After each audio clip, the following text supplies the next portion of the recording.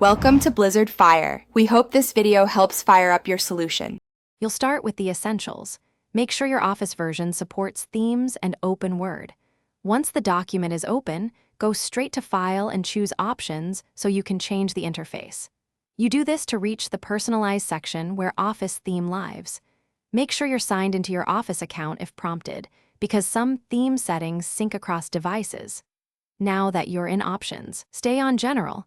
The next step is selecting the white theme to force a bright interface. Now change the theme. In General, look for Personalize your copy of Microsoft Office and open the Office theme menu. Select white to replace dark or colorful Chrome with a bright interface. This affects ribbon, panes, and backstage. Once selected, click OK to apply the change. Word will update immediately so you can verify contrast and readability.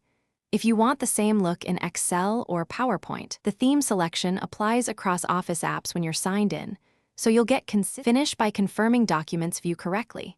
Save and restart Word if anything looks off. Restarting clears cached UI settings. On Mac, use Word right arrow Preferences, right arrow General, right arrow Personalize to pick white.